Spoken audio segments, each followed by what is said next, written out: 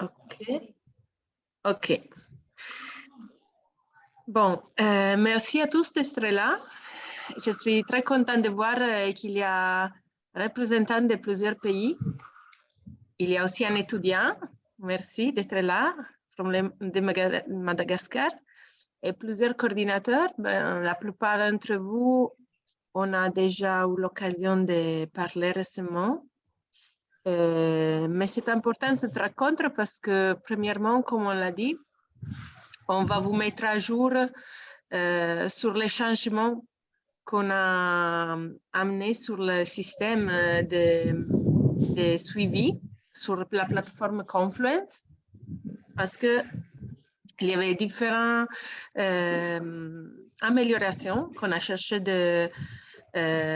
d'ajouter, aussi grâce à ce que vous avez partagé avec nous, de vos commentaires. Et Tulia surtout a travaillé sur cela. Et deuxièmement, on donne la bienvenue maintenant à des nouveaux coordinateurs qui vont commencer à utiliser la plateforme et à faire le suivi. Donc, c'est une première rencontre, par exemple, pour le Madagascar et pour Burundi. Et bon, on est très content de voir cela, que le nombre de coordinateurs s'élargit et que plusieurs coordinateurs vont être capables de travailler sur le suivi. Ce travail est très important, on l'a déjà dit et souligné, mais je le rappelle encore parce que c'est aujourd'hui la seule façon qu'on a pour savoir ce qui se passe avec les jardins slow food. Cela nous donne vraiment disons, l'image un peu de ce qui bouge, de ce qui ne bouge pas, de comment les choses fonctionnent. Si pour vous, coordinateur, c'est très important parce que, comme vous l'avez dit, pendant que vous soumettez les formulaires, vous vous rendez compte si les activités sont menées selon la philosophie que vous avez partagée, ou s'il y a quelque chose qui doit être un peu amélioré, aussi se rendre compte des difficultés ou des défis. Et aussi pour nous, comme Slow Food, disons, c'est aussi la seule façon pour aussi montrer à l'extérieur du réseau des jardins ce qui se passe et comment on travaille. Donc, c'est très important au niveau du terrain, au niveau du quartier général, disons, et au niveau des bailleurs. C'est un travail qui a été mené pendant des mois et des mois. Donc, on considère maintenant que les formulaires dont on va parler aujourd'hui sont définitifs. Il y a toujours de l'espace pour s'améliorer, mais on va dire que dès janvier, on va toujours utiliser ces formulaires-là. Et donc, la présentation qu'on fait maintenant, la formation qu'on mène maintenant, ça devait être bonne pour un bout de temps, disons. OK. Je demande à Tulia de partager la présentation qu'on va après vous partager aussi par email. Bonjour à tous.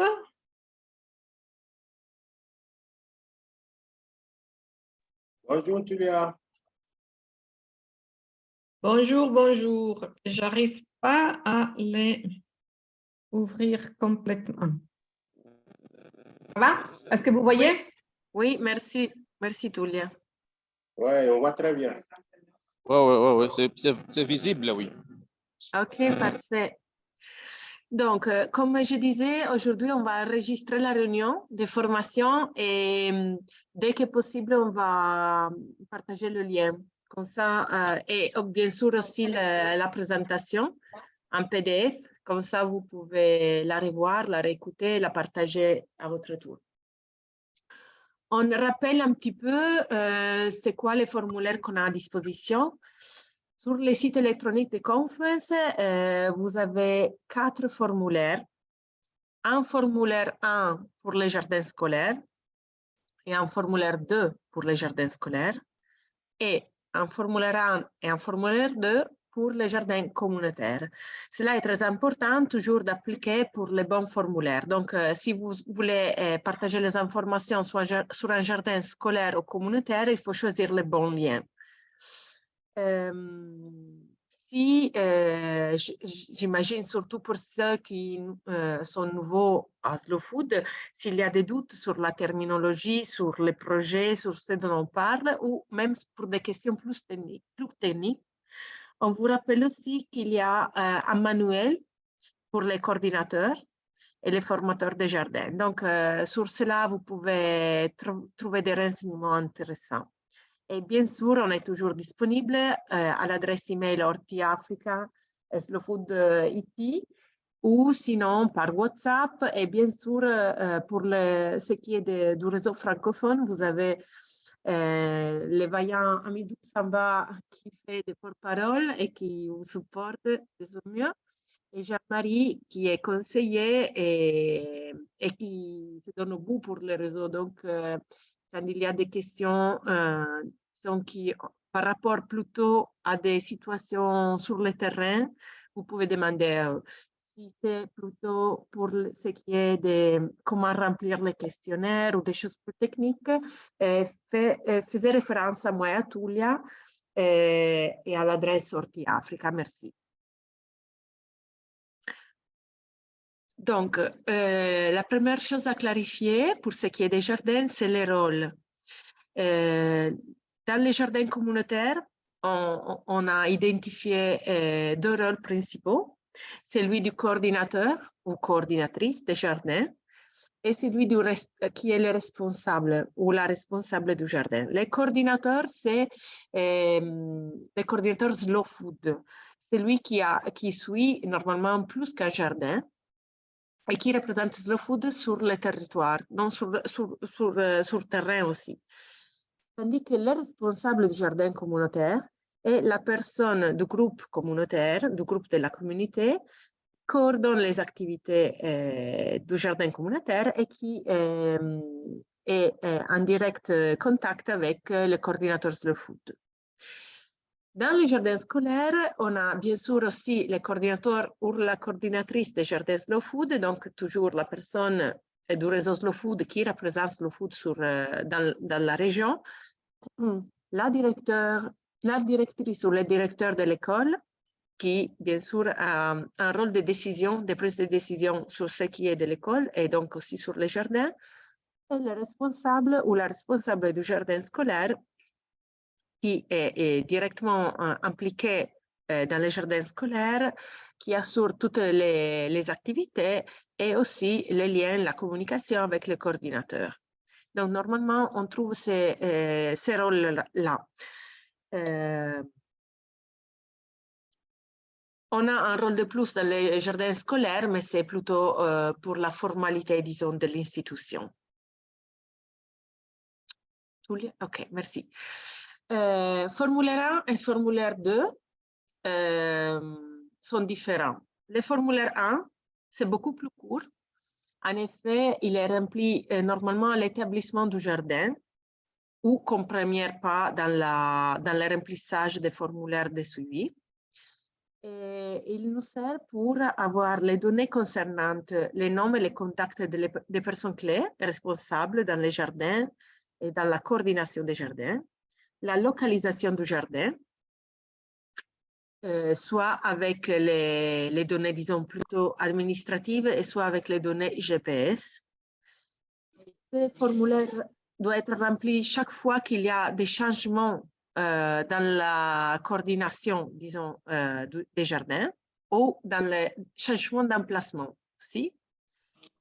Et vous trouvez aussi, on va le voir bientôt, qu'il est demandé les codes des jardins Slow Food, mais c'est à nous de remplir. Si c'est un nouveau jardin, parce que le code, il est généré par nous. Tandis que si c'est un vieux jardin, dont vous voulez mettre à jour les informations, vous êtes supposé l'avoir déjà. Mais si vous avez des doutes, vous pouvez toujours nous demander. Le formulaire 2, ça vient après le formulaire 1, et c'est le formulaire plus long et complexe un peu. c'est lui qui nous donne vraiment toutes les informations pour chaque jardin. Il est rempli par les coordinateurs ou la coordinatrice en collaboration avec les responsables du jardin. Il est rempli, il devrait être rempli une fois par an, si possible, pendant la fin de la campagne agricole, avec toutes les informations relatives à la saison de culture en cours ou qui vient de s'achever, donc des informations récentes, normalement. Certaines questions reflètent aussi, disons, une communication interne du groupe communautaire. Donc, c'est le point de vue collectif. En plus, on a des informations de base sur les pays, sur la typologie du jardin, qui sont les mêmes qui ont déjà été demandées dans le formulaire 1. Est-ce que jusque-là, tout est clair? Je continue. Si quelqu'un a des questions, ça suffit de lever la main et on vous donne la parole. Oh, je vois qu'il y a d'autres participants qui se sont ajoutés. Je donne le bienvenu à d'autres amis de l'RDC. Aussi, il y a le Sénégal qui vient de se connecter. J'espère que tout le monde nous entend bien. Et peut-être bientôt, on va faire un petit récap aussi pour ceux qui viennent de se connecter.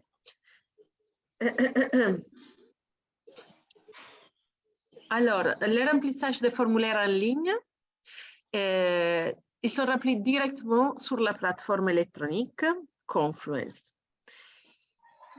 La plupart des questions qu'on pose sont obligatoires. Donc, si vous ne répondez pas à certaines questions, le formulaire ne va pas être terminé. Il va vous renvoyer à nouveau à remplir les questions. Si vous ne pouvez pas remplir le formulaire en ligne, vous pouvez l'imprimer. On va vous montrer dans la diapo suivante. Et le remplir sur papier et après transférer les informations récoltées sur la plateforme électronique.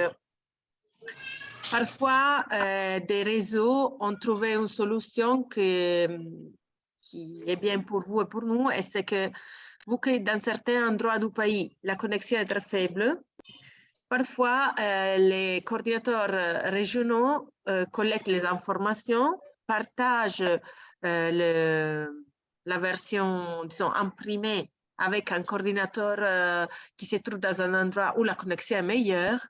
Et celui-là fait le service de mettre les informations sur la plateforme de Confluence.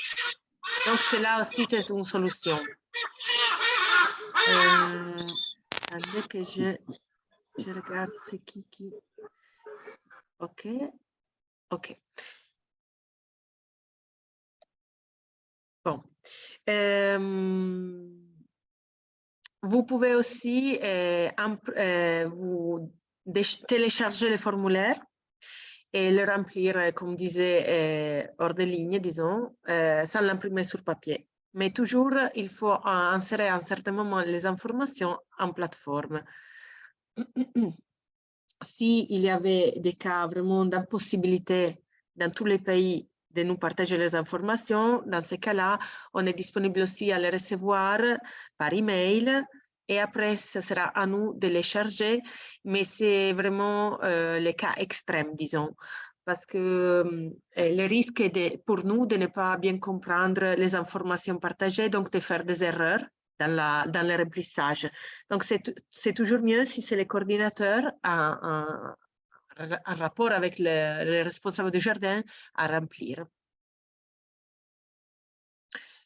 Donc, comme on vous disait, en bas du formulaire, comme c'est où il y a la flèche, il y a la possibilité de faire send, envoyer, quand c'est terminé le remplissage, et aussi print, juste à côté. Le bouton print signifie que le formulaire va être imprimé en version PDF. Et cela vous donne aussi la possibilité de voir tout ce qui doit être rempli, bien sûr. Merci. Les informations de base qu'on demande soit au jardin communautaire, soit scolaire, sont, comme on l'a déjà dit, les codes Slow Food, que normalement c'est nous, Slow Food, qu'on les donne, ou si c'est un vieux jardin et vous le connaissez, vous pouvez bien sûr le mettre, mais c'est à nous de le faire. Le pays, le nom du jardin, la typologie, donc jardin scolaire ou communautaire, et dans les noms du jardin, vous pouvez mettre les noms du village et de la communauté, bien sûr en faisant attention qu'il ne soit pas semblable à notre jardin qui déjà existe.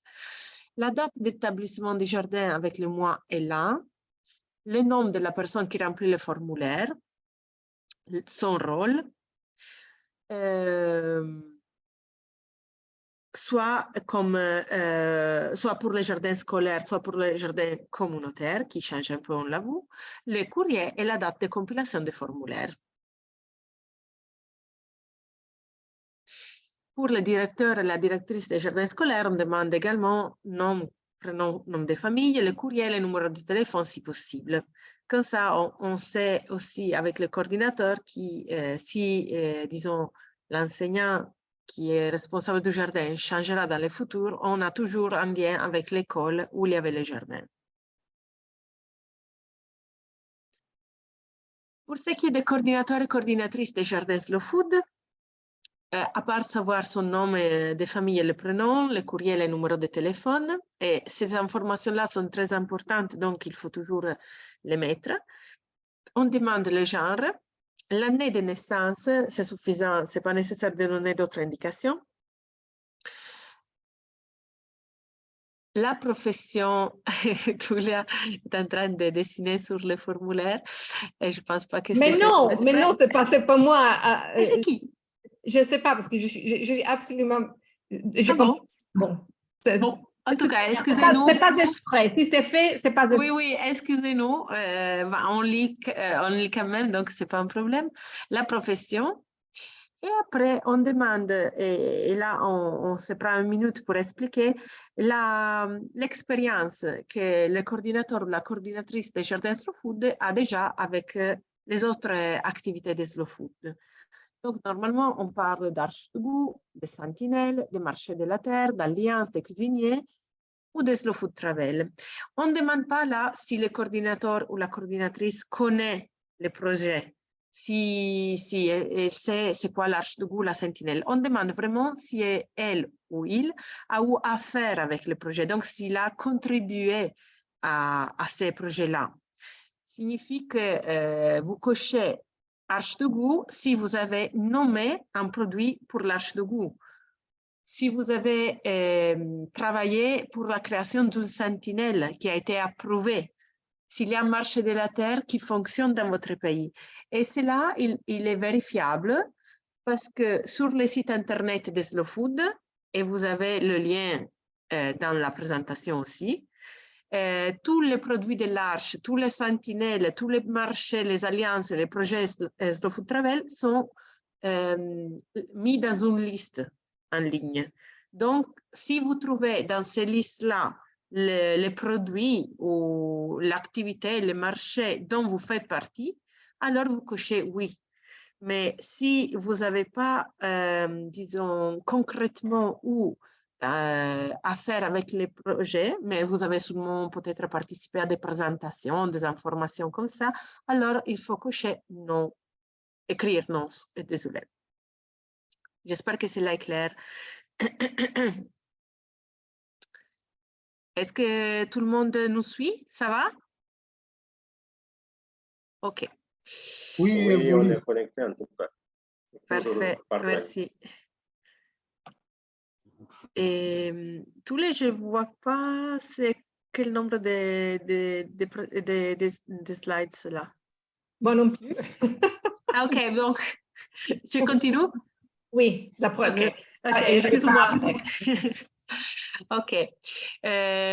Toujours à propos du coordinateur ou coordinatrice qui est en train de remplir le formulaire, à part savoir les projets de food dont elle a ou à faire elle travaille aussi, on demande aussi l'expérience qu'ils ou elles ont dans l'agriculture, dans son parcours académique ou ses formations, ses expériences. Donc, par rapport à l'agriculture, à la gestion des jardins potagers, et si elle a eu la possibilité de participer à une ou plusieurs formations slow food en général, à des formations sur les jardins potagers en particulier, et quel genre d'études elle a pu mener.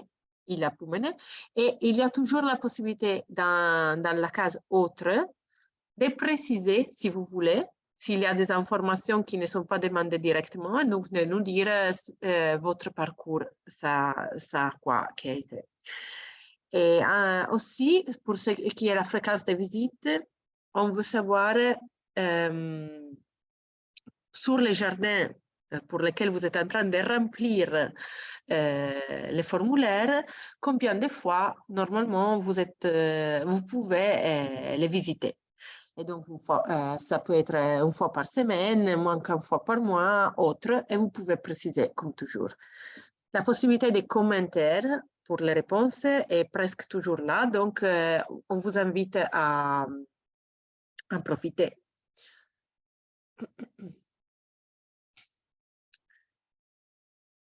Est-ce que je prends maintenant? Oui, merci Tulia. Je demande seulement si quelqu'un a des questions. Jusque-là, mais je pense que non. Je vois que tout le monde écoute, suit. OK, merci Tulia. OK, bon, merci. Alors, les mêmes types d'informations qu'on demande, il y a une main. Qui? Irène? Jean-Marie. Oui, voilà, juste pour préciser certains points, peut-être que, comme on va passer, peut-être qu'on peut mieux d'aller feuille par feuille. En fait, je voulais voir, est-ce que par rapport à, bon, j'ai pas vu la nouvelle version, mais est-ce que par rapport à l'aspect send, est-ce qu'on peut traduire ça en même temps avec la fiche, au lieu que ce soit send, que ce soit envoyé? Soit qu'il y avait toujours send. En anglais, quoi, est-ce qu'on peut traduire send là par envoyé? Parce qu'il y a eu des gens qui posent des questions. Est-ce qu'on peut traduire send là si on traduit là? Je pense pas, Tulia, qu'on puisse traduire les parties techniques de Confluence. D'accord. Donc, toi, je ne sais pas si Tulia pense différemment, mais je pense que non. Non, je crois non. D'accord. OK. D'accord. Parce que ça va être bien s'il y a des gens qui ne maîtrisent pas l'anglais et qui se perdent un peu. Maintenant, l'autre aspect aussi, c'était un peu la date d'établissement du jardin. Bon, peut-être ça a précisé, aussi pour voir, parce qu'il peut y avoir des jardins qui existent déjà et qui ont intégré le réseau. Et la date d'établissement, ça sera quelle date? Est-ce que c'est la date où le jardin a été créé depuis peut-être longtemps? Ou peut-être c'est la date où le jardin a été intégré au réseau Slow Food? Ça aussi, c'est des questions qui reviennent souvent. Donc, si on clarifie, ça peut être bien. Si c'est un ancien jardin qui existait, qui a intégré le réseau, c'est quelle date d'établissement qu'on met? Voilà, peut-être ça peut être, j'ai déjà eu aussi. À chaque fois, si on peut en parler, peut-être ça va aider. Il y en a qui, parfois, quand ils arrivent à ce niveau, ils ne savent pas quelle date il faut mettre précisément. C'est quelle date? Est-ce que c'est la date de création du jardin ou c'est la date d'intégration du réseau? Je crois que c'est un ancien jardin. Très bonne question, Irène. Alors, ici, on voit qu'il y a des difficultés à savoir quand est-ce qu'un jardin a été établi parfois.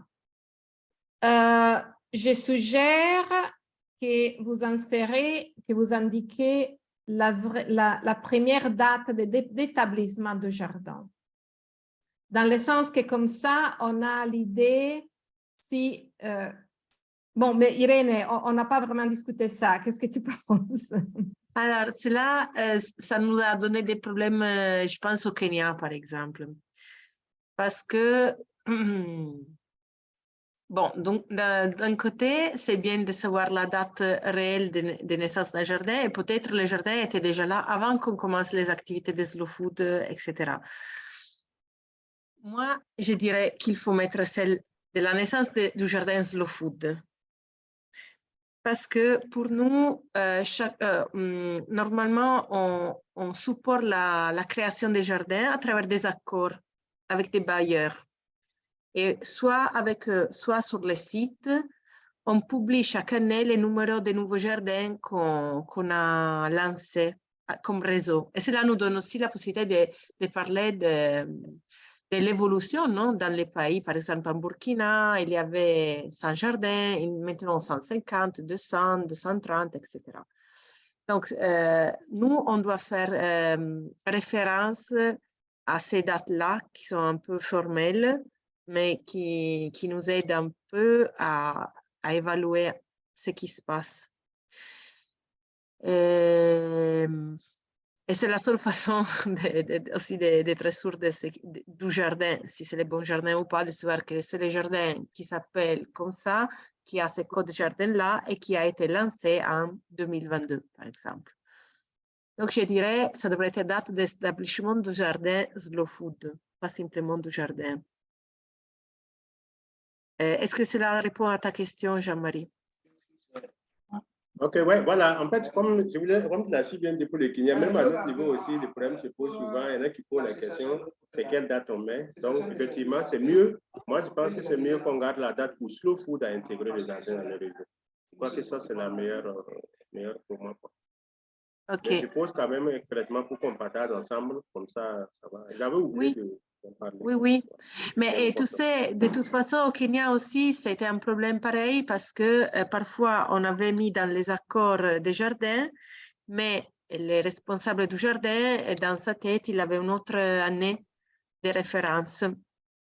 Donc, on a dû de toute façon vérifier c'était quoi la bonne réponse. Mais si vous mettez la date que vous savez que vous avez été supporté pour le lancement, c'est bien. On va changer donc dans la prochaine revue de Confluence, on va améliorer les titres de cette question. Il y avait une autre question, je crois, une autre main. Nicolas a levé sa main. Merci beaucoup, Irène. Alors, Nicolas, peut-être tu dois, je sais que c'est mieux avec les vidéos, alors, mais peut-être on t'entend pas. C'est vraiment une opportunité pour moi de participer à cette réaction. Je disais ceci, que je suis tellement content de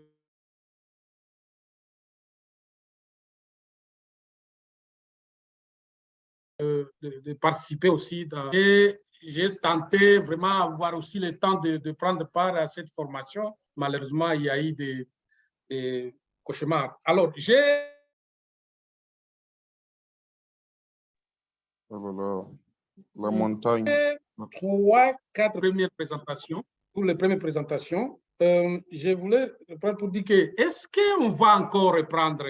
On va encore reprendre les informations, donc F1, F2, des anciens jardins. Ça, c'est une première question. Deuxième question, c'est...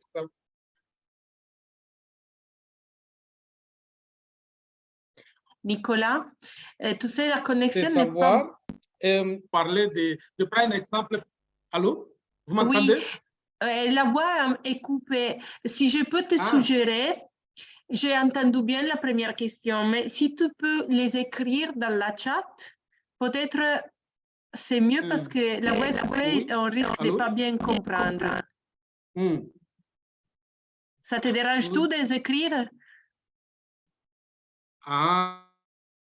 Est-ce que tu peux écrire les questions dans la chat? Est-ce que tu as la possibilité? Je peux écrire, les questions, ça va. Merci. Okay. Dès que tu les as écrits, on va répondre. Je commence par la première que j'ai entendue. Oui, bien sûr, le système de monitorat, de suivi concerne soit les nouveaux jardins, soit les anciens. Plutôt les anciens parce qu'on a tellement de jardins déjà existants que c'est surtout pour les anciens jardins qu'on fait le suivi.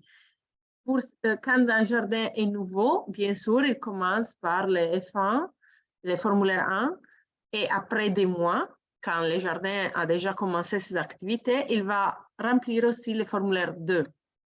Quand il s'agit des anciens jardins ou des jardins de toute façon qui déjà existent et travaillent bien, alors la possibilité de remplir le formulaire 1 et le formulaire 2 peut être fait tout de suite, dans le même temps. tu remplis le formulaire 1 et tout de suite le formulaire 2 parce que tu connais déjà, tu peux déjà visiter et voir les activités d'un jardin qui travaille déjà.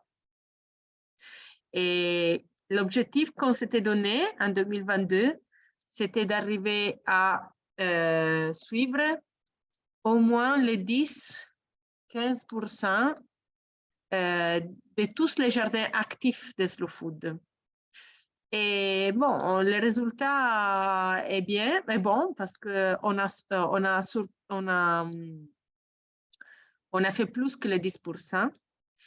Et il y a eu des retards dans le remplissage, donc peut-être qu'en janvier, donc en attendant encore le mois de décembre, en janvier, le numéro sera encore augmenté. Et la plupart des jardins qui ont été suivis sont des vieux jardins.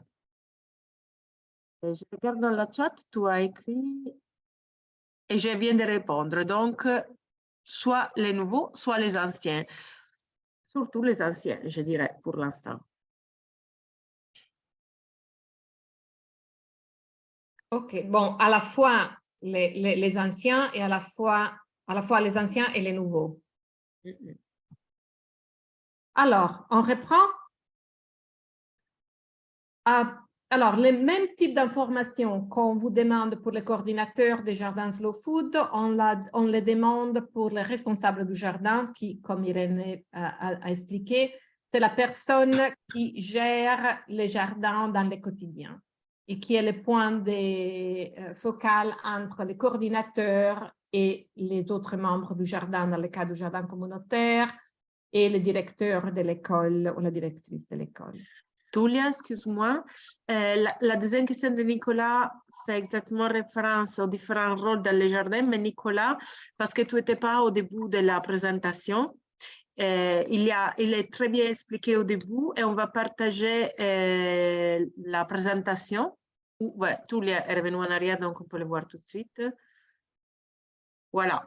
Dans les jardins communautaires, on identifie principalement deux rôles, le coordinateur ou la coordinatrice des jardins Slow Food, qui normalement suit plusieurs jardins parce qu'il est un coordinateur, disons, sur une région ou sur une partie du territoire et du pays qui peut être large, qui représente Slow Food et assure le lien entre les jardins Slow Food, tandis que le responsable ou la responsable du jardin communautaire est la personne qui travaille et suit directement ce jardin en particulier et est impliquée dans les activités et partage toute information avec le coordinateur. Pour ce qui est des jardins scolaires, à part le rôle de coordinateur ou de responsable du jardin scolaire, il y a aussi le rôle du directeur et directrice de l'école parce que bien sûr l'école est une institution et donc le directeur ou la directrice prend des décisions importantes pour les jardins et donc doit être impliqué. Il y a une troisième question encore de Nicolas, mais je pense que cela, avec les rotations de direction. Je vais interrompre un instant le partage pour voir si ces signes qui se sont créés disparaissent. Ok. Et moi, j'en profite pour répondre à la dernière question de Nicolas. Je ne comprends pas c'est quoi que tu veux dire avec jardin rotatif saisonnier, mais avec la rotation des directeurs de l'école, pas de problème. Ça veut dire les jardins devraient rester, même si les directeurs changent, j'espère. Bien sûr, il faut prendre des accords avec les directeurs d'une école, et non pas seulement avec lui. Ce qu'on suggère toujours quand on lance des jardins communautaires ou scolaires, c'est d'impliquer plus de monde autour d'un jardin. Donc, soit dans le cas d'un jardin scolaire, c'est bien sûr le directeur, mais aussi les enseignants, mais aussi les parents des élèves ou des autres associations qui sont autour de l'école et qui peuvent avoir donné de la contribution ou être impliqués. Cela devrait garantir que si le directeur ou l'enseignant, quelqu'un change, il y a quand même beaucoup de monde impliqué et qui peut continuer l'activité. Et aussi plaidoyer, s'il le faut, pour que le jardin reste là. Et de même pour les jardins communautaires, ils ne sont pas toujours gérés sur des terrains qui sont des propriétés. Et donc, on prend des accords avec le propriétaire, le village ou la communauté qui le gère. Et on cherche à faire de façon que cela devienne une activité au profit de plus de personnes possibles. Et donc, plusieurs personnes se sont impliquées et responsables pour que le jardin reste là. Ça, c'est ce que je peux dire moi. Je ne sais pas si Amidou, comme porte-parole là-dessous, a quelque chose à ajouter. Voilà. Oui. Oui, patron, j'étais en train d'écrire un peu sur le chat à Nicolas, donc je n'ai pas bien suivi. Ah, excuse. OK. Je vois que tu as écrit, merci. Bon, Jean-Marie, est-ce que tu avais écouté ce que j'avais dit? Est-ce que toi, tu veux ajouter quelque chose ou c'est clair?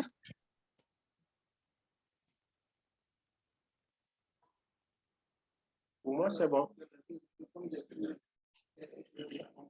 OK. Je vois que Nicolas demandait si, après une période qu'un jardin était actif, il a interrompu son activité pour différentes raisons. Après qu'il reprend son activité, s'il faut reprendre la documentation. Bon.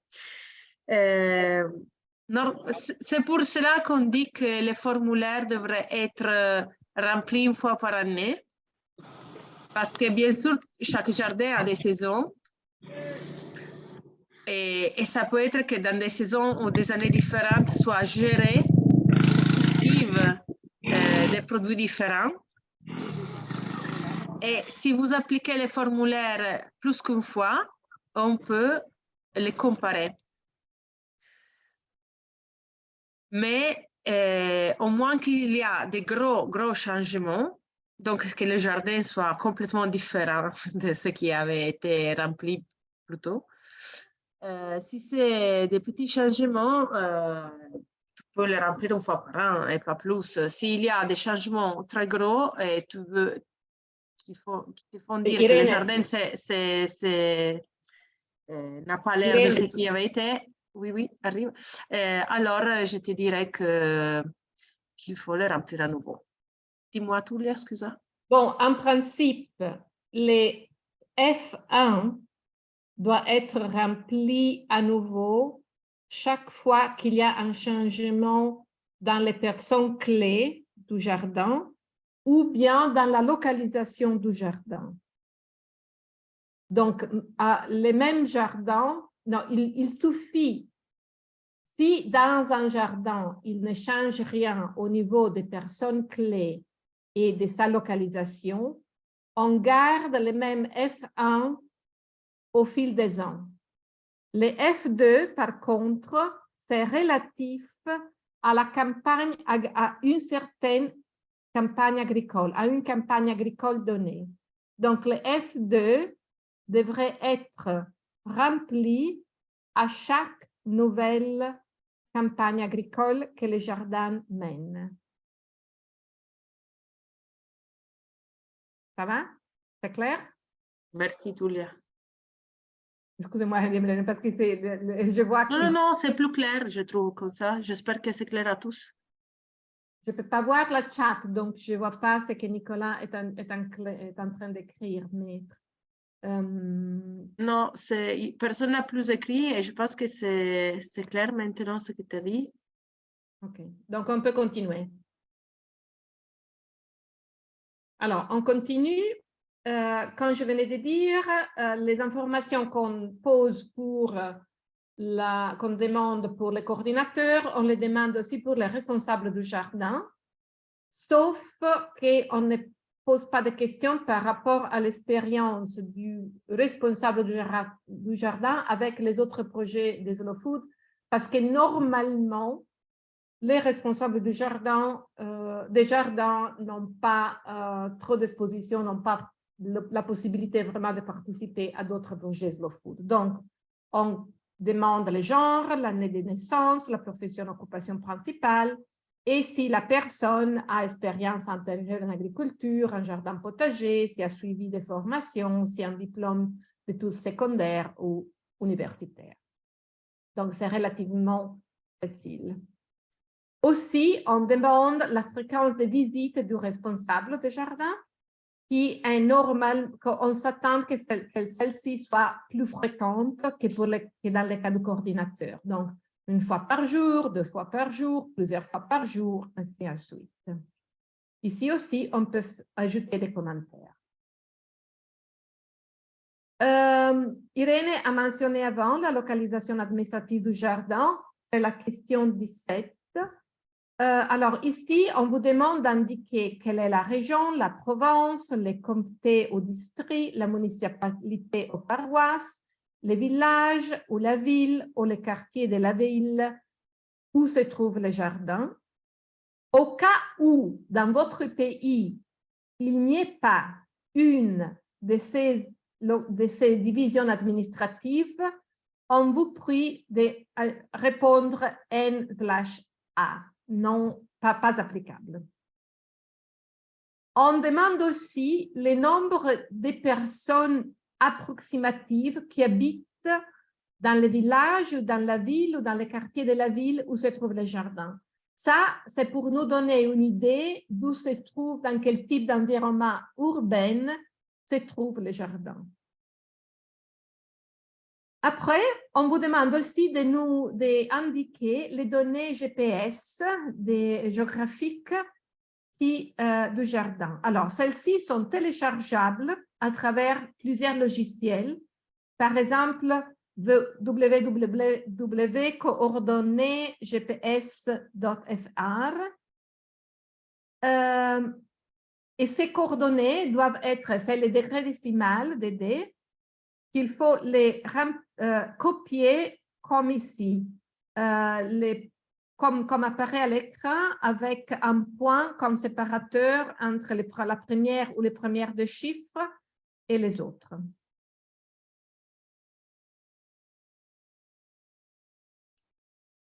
Dernière question du F1, c'est la taille du jardin. Ici, on vous demande d'indiquer, qu'il soit en mètres carrés ou pieds carrés selon l'unité de mesure principale dans votre pays.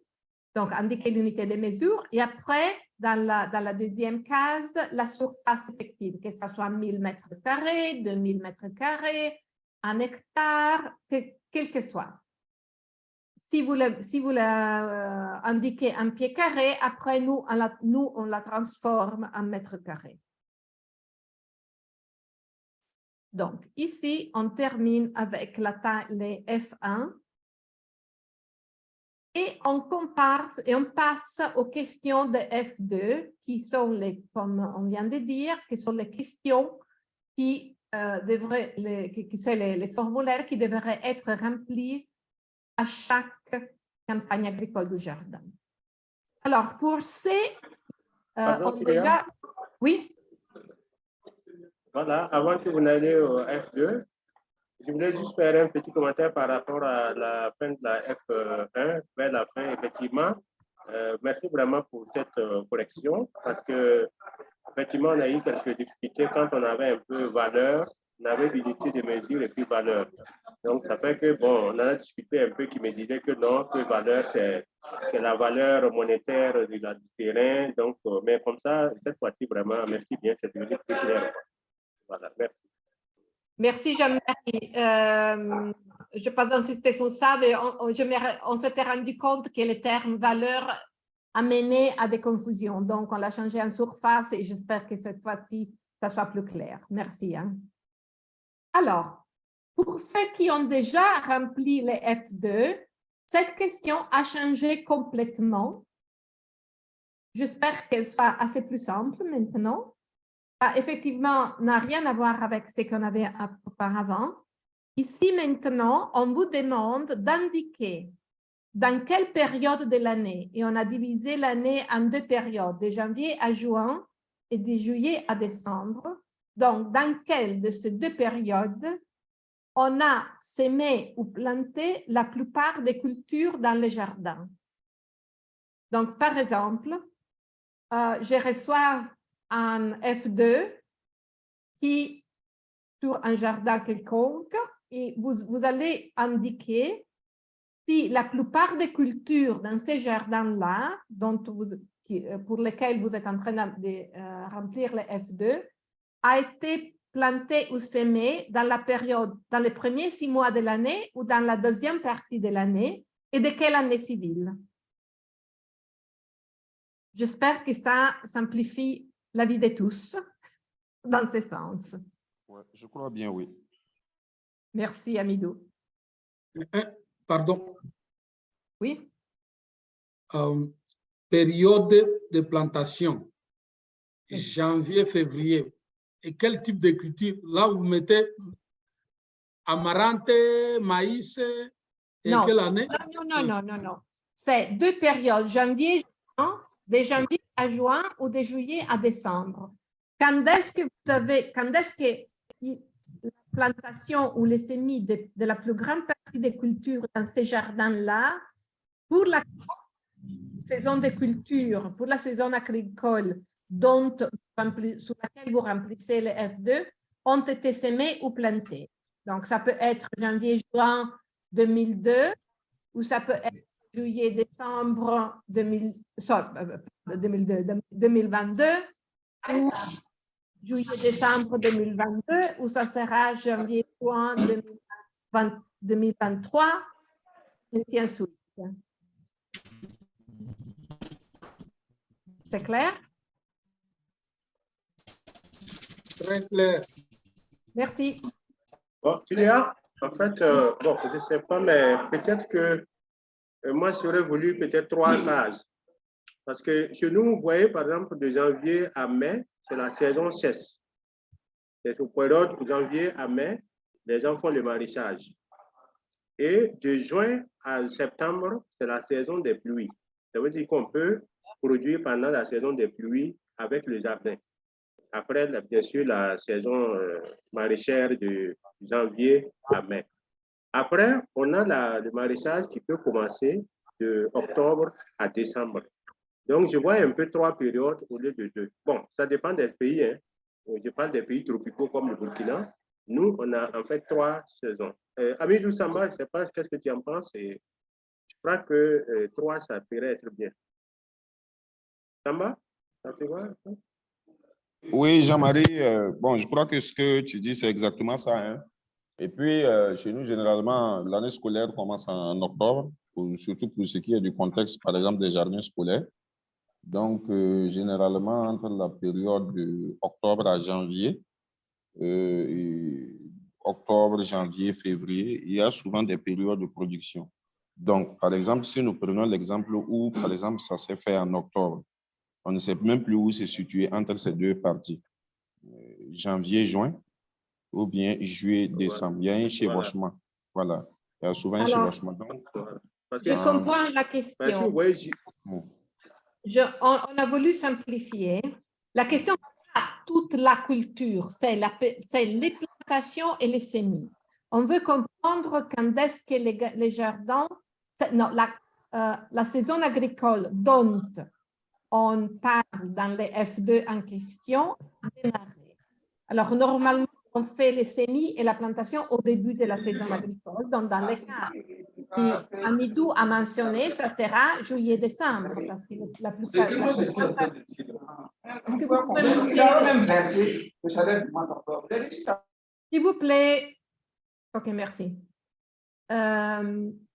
Donc, dans l'exemple qu'Amidou a mentionné, il faudra cocher juillet-décembre 2022, par exemple, si c'est cette saison, c'est en ce moment-là que saison plantée ou semée au mois d'octobre de cette année.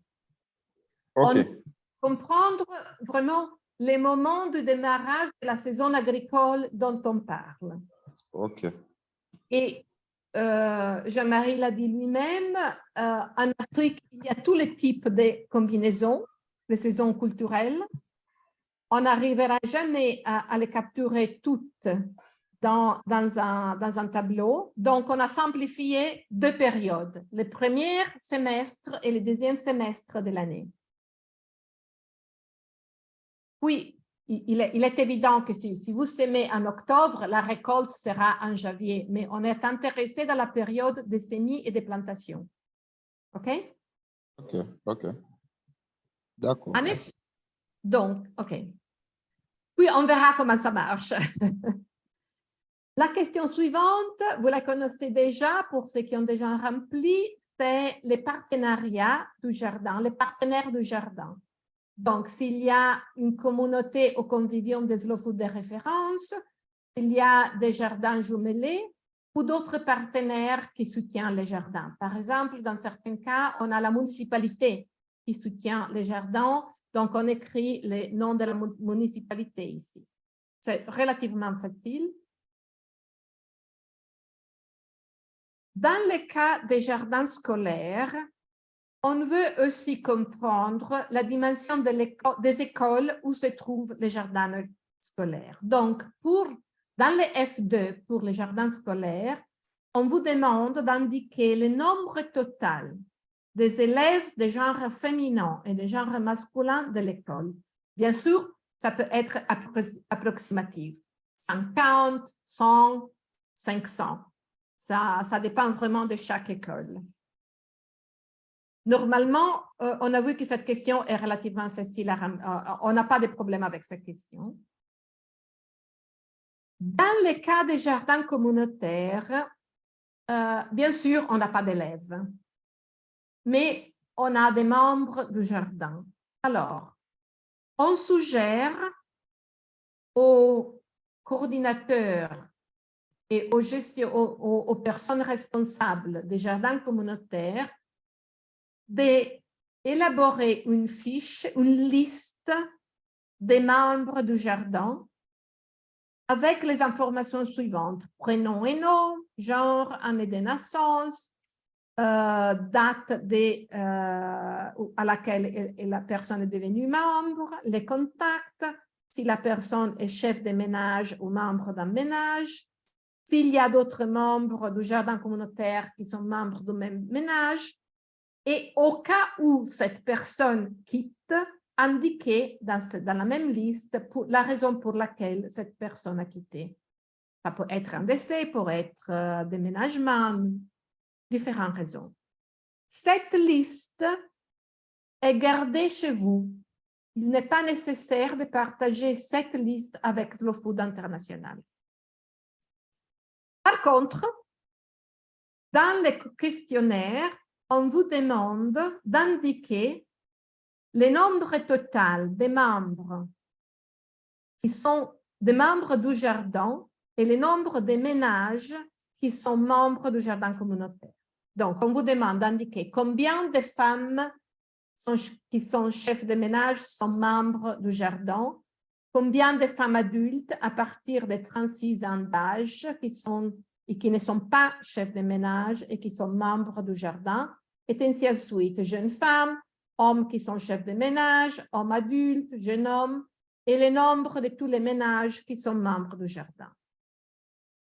Pour les jardins scolaires, on vous demande d'indiquer le nombre d'élèves de genre féminin et masculin qui participent directement au jardin, le nombre d'enseignantes et enseignants, autres femmes adultes, jeunes femmes, hommes adultes et jeunes hommes. Alors, pour les Burkinabés, le nombre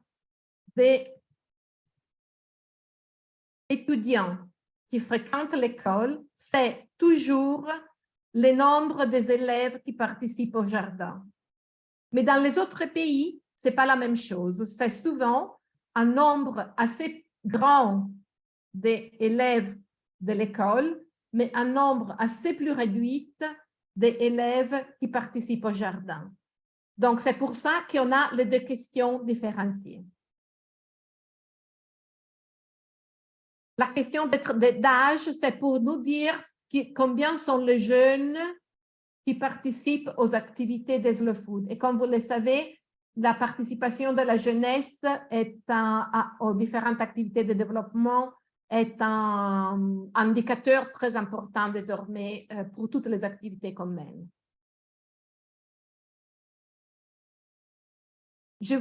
ici, vous voyez l'image de la question sur le nombre de personnes, des chefs de ménage, femmes adultes, jeunes femmes, dans Confluence. Comme ça, vous voyez la différence entre les tableaux qu'on a dans la version en Word, la question 23, et comment cette même question apparaît en Confluence, dans les formulaires en ligne. Donc ici, vous remplissez simplement, bon, dans les deux cas, vous mettez les nombres dans chaque case. OK? Je continue. Ensuite, on vous demande où se trouve l'emplacement du jardin communautaire. Et il y a ici, c'est une question complexe parce qu'il y a des questions, ce sont des options qui sont mutuellement exclusives. Donc, par exemple, un jardin, on vous demande si le jardin est dans le village, dans la ville ou quartier urbain, à la périphérie du village ou loin du village. Il ne peut pas être à la fois dans les trois endroits. Il faut choisir un et indiquer oui. Même chose si le jardin se trouve sur des terres publiques ou bien des terres communautaires ou sur un terrain privé ou dans une cour de maison privée. Il ne peut pas être dans les deux à la fois. Il faut choisir un oui et un non. Même chose sur des terres qui n'étaient pas cultivées auparavant ou sur des terres qui étaient déjà cultivées auparavant. Et puis, il y a aussi l'option dans un bas-fond saisonnier ou dans un milieu non traditionnel, par exemple sur un toit, dans un quartier urbain ou dans des bouteilles en plastique, ainsi de suite. Et aussi, il y a l'option autre et tout commentaire jugé utile. La même question s'applique au jardin scolaire. Ici, le jardin se trouve dans l'enceinte de l'école, en dehors de l'enceinte de l'école, au loin du village. Alors ici, parfois, on trouve, il y a la possibilité de répondre oui dans l'enceinte de l'école, mais loin du village parce que l'école se trouve loin du village ou de la ville. Alors, mais alors, il faudrait expliquer dans la question ouverte suivante, qui c'est oui dans l'enceinte, mais loin du village parce que l'école est loin du village. Et à nouveau, sur des terres publiques ou communautaires, où ici, il y a un changement sur un terrain privé qui n'est pas propriété de l'école. Donc, s'il s'agit d'une école privée et le jardin se trouve dans l'enceinte de l'école, on comprend déjà que vous pouvez répondre non aux deux questions, aux deux options. Parce qu'on comprend que c'est dans l'enceinte de l'école, donc on n'est pas intéressé à savoir si l'école est privée ou publique, parce que ça devient trop compliqué. Même chose si sur des terres qui n'étaient pas cultivées auparavant ou qui étaient cultivées dans un bas-fond saisonnier ou dans un milieu non traditionnel. Question? Non. Question suivante, c'est la distance du marché le plus proche. Donc ici aussi, on a changé, c'est l'unité de mesure, que ce soit des milles ou des kilomètres. La distance effective et le temps de parcours à pied. Si vous ne connaissez pas la distance, indiquez approximativement combien de temps il faut en parcourir cette distance à pied. Ça nous donne une idée de la possibilité de commercialiser la production.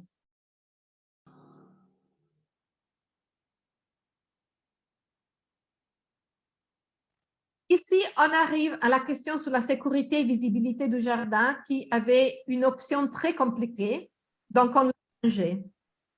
La première option, il y a une clôture. Oui, les autres options nous disent quel type de clôture, de quel type de clôture il s'agit. Une clôture végétale, une vive, une clôture en bois, une clôture en fer, en fil, en barbelé, une clôture en brique. On demande aussi s'il y a un panneau avec le nom du jardin et autre type de clôture ou autre type de panneau. Donc, en changeant la première option, je crois que ça va être assez plus facile. Il y aura une répétition, bien sûr, mais ça va simplifier la vie de tous.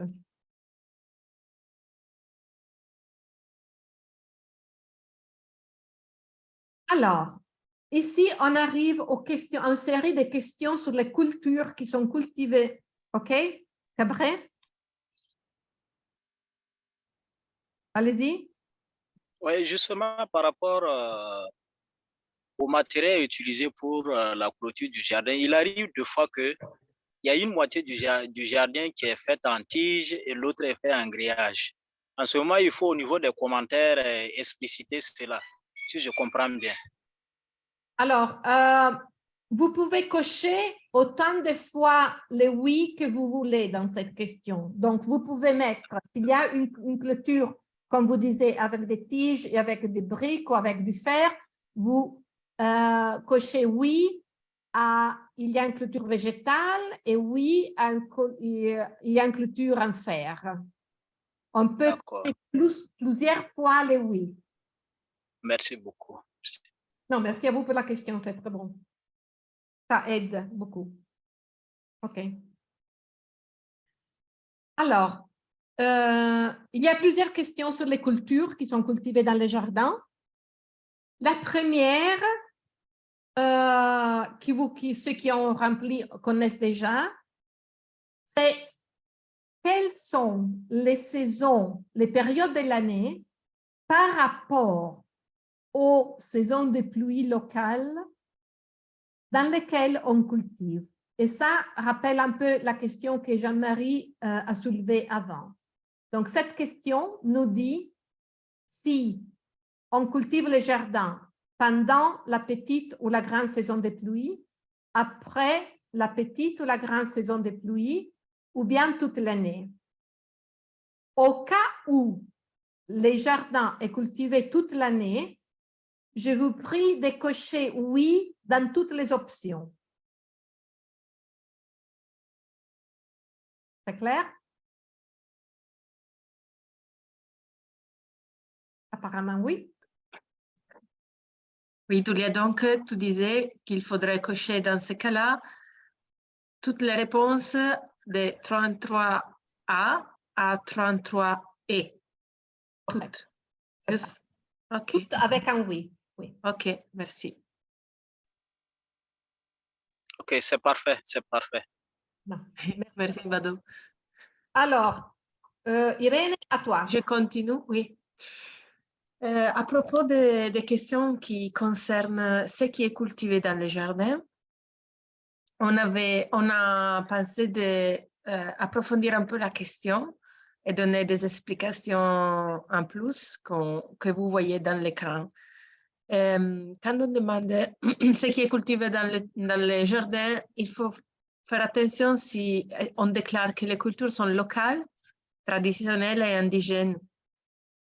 Et là, on avait fait un débat avec aussi Eddie Mucibi, l'agronome de l'Ouganda, qui est aussi notre président, parce qu'il y a parfois de la confusion sur ce qui est cultivé. Donc, un exemple, c'est le chou. Est-ce que le chou est local ou non, par exemple? On est arrivé à définir comme ça. Les cultures sont considérées locales si elles sont cultivées localement, et les grains sont faciles à trouver dans les communautés locales.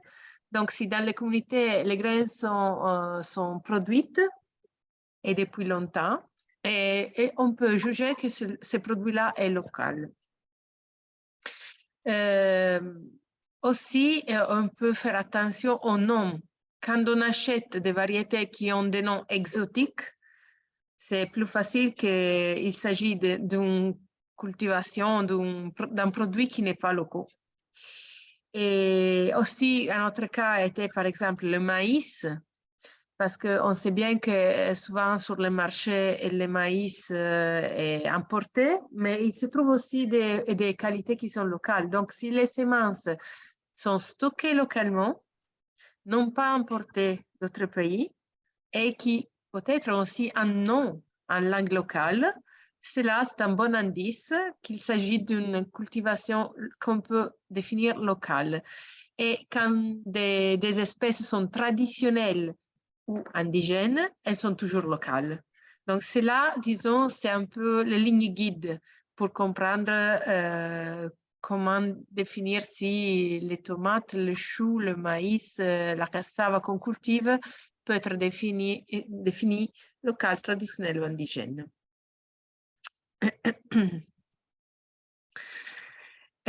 Sur les cultures, donc c'est une question qui a été élaborée, donc maintenant vous la trouvez différemment de ce qui avait été jusqu'à il y a un mois.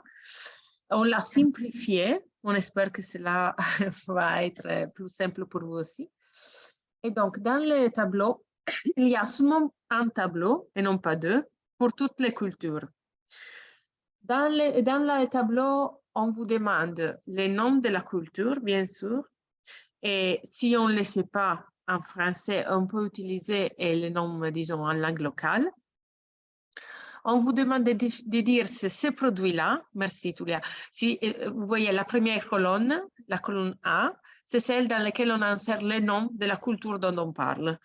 Donc, on va les mettre dans l'ordre dans lequel les gens du jardin vont vous le dire. Donc, il y a plus, disons, une liste à être évaluée pour l'importance, etc. On liste simplement les noms de cultures. On les met en français si on le sait, et sinon en langue locale. Dans la colonne B, il faut dire si ce produit-là a aussi été approuvé comme produit de l'Arche de goût. La colonne suivante, si ce produit-là est aussi une sentinelle. Ils sont pas les produits sentinelles dans nos jardins, mais il y en a parfois. Après, cette distinction qu'on disait, est-ce qu'il s'agit d'une variété locale?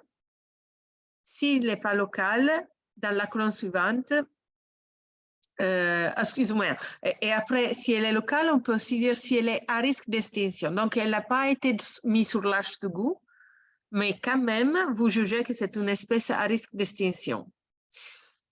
Si la culture que vous avez nommée, elle n'a pas été cochée oui pour espèce variété locale, variété à risque d'extinction, alors dans la colonne autre, on peut mettre cela. Donc, dans ce cas-là, j'imagine que c'est une culture importée dans notre pays. Tulia, tu voulais ajouter autre chose?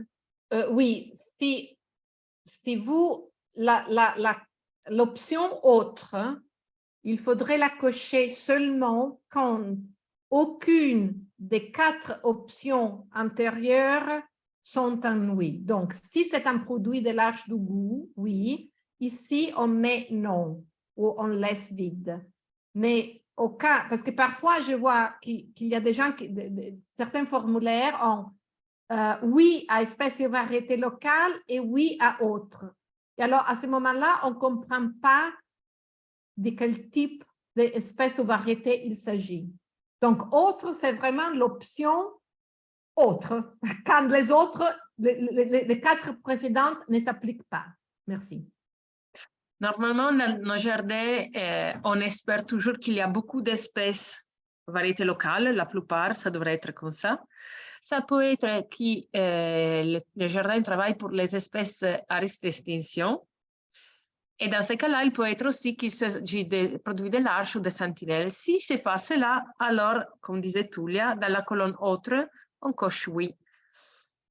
Bado, je termine seulement le tableau et puis je te donne la parole.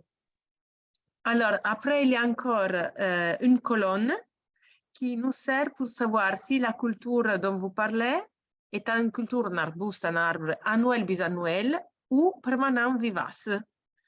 Donc, avant, il y avait 2 tableaux différents pour ces typologies de culture. Maintenant, ça suffit que vous l'indiquiez dans ces colonnes-là. Donc, ça devrait être plus simple. Et la dernière colonne vous demande de dire la culture est utilisée comment, pour quelle est l'utilisation principale normalement. Je veux dire, il peut y avoir plusieurs, mais on dit les principales, donc comme nourriture, alimentation de l'animal, usage médicinal ou autre. Toujours possible de donner des spécifications, des commentaires. Bado? Oui, justement, de par le passé, j'avais du mal à différencier l'Arche du goût, la Sentinelle, mais je vais revenir au coordinateur national niveau Burkina Faso. Après la rencontre, il va pouvoir m'aider avec de petits exemples pour que je puisse différencier, en tout cas, ces différents types de plans afin de pouvoir mieux parfaire le tableau en question. Merci. Merci à toi et merci pour la question. Amidou va répondre. Oui, bon, est-ce que je ne vais pas répondre systématiquement pour qu'ils comprennent en même temps? Voilà, et Bado, tu vois, l'Arche du goût, c'est un catalogue mondial, Okay. d'accord? On peut remarquer, par exemple, dans la commune de Legmoin, vous avez, par exemple, des mets, vous avez, par exemple, des cultures qui, par exemple, sont en voie de disparition. Ça peut être même un animal qui est en voie de disparition. Alors, on signale ces produits-là et on met ça sur l'Arche du goût. En fait, c'est pour attirer l'attention de la communauté locale, mais aussi du monde entier, qu'à tel endroit précis du monde, voici, il y a tel produit qui est là, mais qui est en voie de disparition. Vous voyez? Maintenant, l'Arche du goût débouche maintenant sur la Sentinelle. La Sentinelle, c'est quoi? Ce sont des personnes bénévoles, des braves personnes volontaires qui décident, par exemple, de s'organiser autour d'un produit qui est en voie de disparition et travailler à faire en sorte que ce produit ne disparaisse pas par sa reproduction. Par exemple, nous avons par exemple le projet Sentinelle du riz rouge que nous avons fait à Banfora, le nuage d'arbolé par exemple, qui est dans la zone d'arbolé. On les trouve spécifiquement dans ces endroits-là. Mais si on les laisse, ils vont disparaître. Donc, qu'est-ce qu'on fait? On met des gens en place, une communauté en place qui est là autour de ce produit-là pour travailler à faire en sorte que ce produit ne disparaisse plus. D'où le nom Sentinelle. En fait, c'est des gardiens du produit en quelque sorte. Vous voyez? Donc, c'est un peu la différence entre l'Arche du goût et la Sentinelle. Mais l'Arche du goût débouche toujours sur le projet Sentinelle. Oui, et si je peux ajouter, en tout cas, dans la présentation, il y avait les liens, mais on va les remettre ici aussi, après. On va l'ajouter ici. Donc, les listes sont publiées. Et chaque coordinateur national, bien sûr, j'imagine, sait bien quels sont les produits. Ouais. Mais pour ce qui est de Burkina, par exemple, il y en a plusieurs. Donc, il est bien de les vérifier parfois. De les consulter, c'est important. Oui, exactement. D'accord, bon, en fait, je voulais juste ajouter que, bon, il n'y a pas de problème, nous avons une liste de 24 produits sur l'Arche du goût. Nous avons les deux produits qui sont des sentinelles, comme ça, on va les dire, l'IAM et puis le riz rouge. Donc, c'est les deux produits pour le moment. Nous allons travailler à avoir plus de sentinelles et de produits. Ça sera bien, quoi. Merci. Merci beaucoup, Cordo. Merci beaucoup. Merci. Je donne la parole à Bruno. Oui. Bonjour tout le monde. La question de notre ami était pertinente, mais je ne pense pas que ce soit dans une façon du genre qu'il faut laisser la parole aux gens pour faire le développement de tout ce qui est âge de goût, tout ça. Bruno. C'est lors des formations au niveau de chaque pays que cela devait développer. Bruno, excuse-moi, je t'entends mal. On t'entend mal. Vous m'entendez mal ou vous m'entendez pas? C'est mieux, c'est mieux. Ben, alors, Amidou, tu m'aides à comprendre, vas-y. Bruno, est-ce que tu peux reprendre?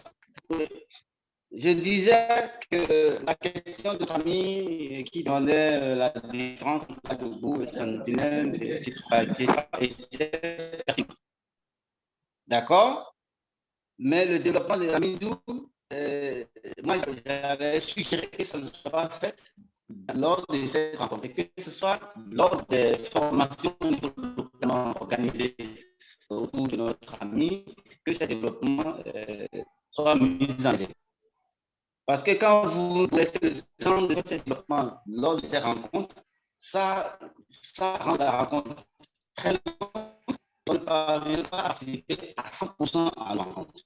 Il faut parvenir à circonscrire nos rencontres régulièrement à une rencontre. On ne parvient pas à suivre. On a des questions. Moi, je n'ai pas pu comprendre beaucoup, Amidou. Est-ce qu'il s'agit d'une demande de formation sur ces projets-là? Je n'ai vraiment pas bien saisi, mais je crois que c'est mieux que Bruno écrive sur le chat, comme ça on comprendra mieux sa question. On est désolé, mais si tu pouvais l'écrire dans la chat, parce qu'on ne comprenait pas tout. Merci. Je voulais rajouter une chose. Est-ce que je peux? Oui, bien sûr. Alors, merci. Au cas où la culture qu'on écrit, qu'on écrit dans les tableaux est un produit de l'Arche du goût ou une sentinelle, il serait mieux d'écrire les noms de la culture dans l'Arche du goût ou de la sentinelle.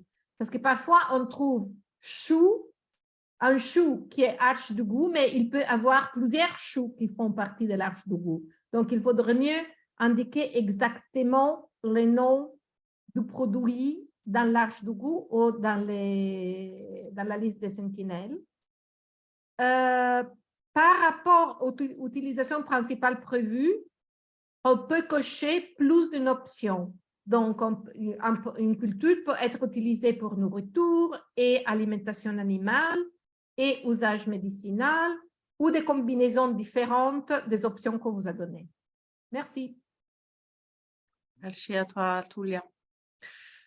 En tout cas, je pense que maintenant, avec un seul tableau que vous voyez là, comme il apparaît en Confluence, c'est beaucoup plus clair. Toutes les informations sont dans le même tableau, il suffit de savoir de ce qu'on parle.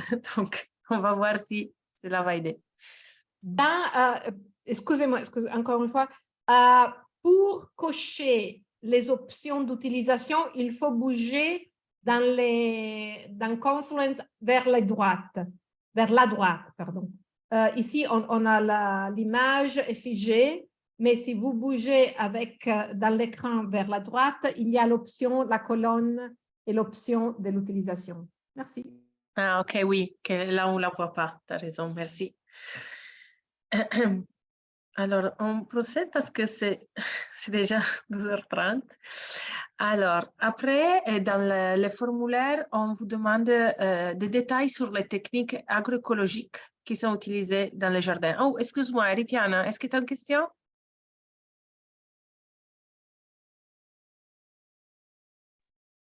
Juste revenir un peu sur les arbustes, etc. Donc, une petite question, Tulia et Irène, vous m'entendez? Oui. Là, donc, une petite demande d'éclaircissement. Donc, là, on doit insérer sur chaque colonne le nom de l'arbuste ou de la culture, c'est ça? Non. Alors, chaque ligne, c'est pour une culture, un arbuste, un produit, disons. Tu écris son nom dans la première colonne et après, c'est seulement à mettre oui ou non pour chaque option. Donc, si c'est arche de goût, oui, non. Si c'est sentinelle, oui, non. Si c'est local ou à risque d'extinction, oui, non. C'est pas répéter les noms. Donc, par exemple, si je prends un exemple banal, banane, par exemple, banane ou quelque chose comme ça. Et là, donc, je coche si c'est...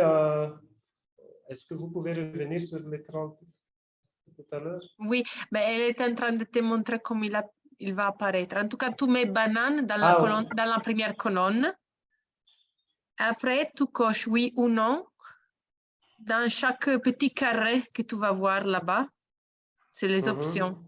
Ici, tu le vois écrit en gros, mais dans le Confluence, tu vas voir un petit carré à cocher oui ou non pour chaque colonne.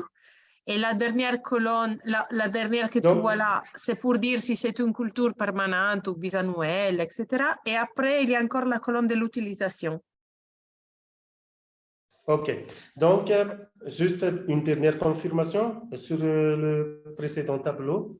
Donc, sur le précédent tableau, s'il te plaît, Irène, est-ce que tu peux revenir sur... Oui. Sur le... Voilà. Donc, dans la colonne culture, arbuste, arbre, on met le nom de la culture, c'est ça, Julia? Oui. Ah, ok. Oui. Bien. Si tu peux, je te suggère de ne mettre pas seulement banane, mais de mettre la variété aussi dont tu parles. Donc, banane, je ne sais pas, banane, apple, banane. Et je connais plutôt des noms dans d'autres pays, mais en tout cas, tu mets les noms. Banane Et comme plantain. ça, parce que peut-être tu en as plusieurs variétés. Donc, Banane rose, par exemple. Quelque voilà. chose comme ça. OK. Merci. Donc, on continue. On arrive aux techniques agroécologiques. Je vais aller assez vite et bien sûr, vous pouvez m'interrompre si nécessaire. Donc, la première concerne la source d'eau. On demande toujours de cocher oui ou non selon les options qui font référence au jardin dont vous remplissez le formulaire. Donc, si la source de l'eau pour le jardin est la pluie, une récolte de pluie à travers la cuve, l'étang, etc. S'il y a un puits ou un forage, s'il y a un plan d'eau saisonnier ou permanent, un robinet d'eau publique, des eaux usagées ou grises, et bien sûr, comme dans les autres, vous pouvez mettre oui ou non à plusieurs options. Donc, un jardin peut avoir de l'eau grâce soit à la pluie, au puits, à un robinet, et toutes ces réponses peuvent être cochées oui. Après, on demande aussi de savoir si l'eau des réservoirs, des robinets, des puits et des forages est gratuite ou est payée. Cela est très intéressant et utile. Donc, on vous demande d'être sûr de la réponse. Et après, il y a encore la possibilité de mettre si l'eau est prise grâce à un levage manuel ou à pompe à moteur, pompe solaire et encore autres, s'il y a des options qu'on n'a pas mis dans la liste. Tulia. Merci. Après, la source d'eau, c'est la méthode d'irrigation et de conservation d'humidité du sol. Donc, si vous utilisez des bidons d'eau ou des arrosoirs, de l'irrigation goutte à goutte avec tuyau ou avec la bouteille, de l'inondation des sillons au latéral, des bocaux ou des jarres intercuites, le paillage, les brise-vents, ombrage des arbres, des cultures de couverture et autres. Donc, ici, comme avant, vous pouvez cocher plus qu'une option, même toutes, si toutes sont appliquées ou seulement celles qui sont appliquées. Les pratiques de gestion des sols et fertilité, on mentionne les fumiers. Si dans le jardin on utilise le fumier, l'engrais vert ou le compost, si on applique la rotation des cultures ou la culture intercalaire, l'association de cultures, si on applique du paillage, des planches surélevées ou creuses, le terrassement où cela est pratiqué, aucune de ces options ou autre option que vous pouvez ajouter. Et sur cela, on fait juste une petite précision parce qu'il y avait parfois des malentendus ou de la confusion. Donc, merci. Au revoir. Donc, on fait la distinction entre le fumier animal, l'engrais vert et le compost vert. Le fumier animal, c'est exactement les déchets des animaux. Ça peut être n'importe quel animal, mouton, lapin, porc vache, chèvre, volaille, etc. Normalement, sont élevés en proximité du jardin. Dès que le fumier est refroidi, il peut être directement appliqué au sol. Et il peut être dans une forme solide ou liquide, selon sa composition. L'engrais vert est quand on a des cultures qui sont enfouies dans le sol pour se décomposer et enrichir le sol directement. Bien sûr, il améliore sa structure, interrompre le cycle de vie des insectes et des champignons, etc. Donc, ce sont des plantes qui étaient déjà sur le terrain, comme des légumineuses, des crucifères, des graminacées, des brassicas, qui, au lieu d'être complètement enlevées du terrain, elles sont enfouies dans le terrain pour l'enrichir. Après, il y a aussi la possibilité d'utiliser des résidus de culture. de la cuisine ou de l'agriculture qu'on fait dans les jardins, qui sont, après être collectés, sont broyés et appliqués dans le sol. Et encore, il y a le compost vert, qui est différent des options précédentes. Donc, le compost est un produit qui est obtenu par un processus. Sont différents composants de matériaux, soit des plantes, soit du fumier, qui, en restant dans un même endroit, à travers différentes températures et beaucoup de temps, ils se transforment dans un matériel organique qui, après, peut être utilisé et appliqué dans les jardins. Donc, le compost est différent du fumier animal et de l'engrais vert et des résidus de culture. On le dit parce qu'on avait vu qu'il y avait un peu de confusion là-dessous et parfois simplement les déchets verts étaient considérés du compost. J'espère que cela est clair. On continue. Parfait, parfait. Merci, Badon. Alors, un bas. La modalità presentazione. Eccola. Ok, merci Tullia. On continue avec la pratique de lutte contre ravageurs et maladies. On sait que dans les jardins, on applique souvent plusieurs différentes techniques selon la saison, donc les produits qu'on a à disposition, selon les endroits. Vous cochez les options qui sont bonnes pour vous et comme avant, dans la case « Autres », vous pouvez préciser.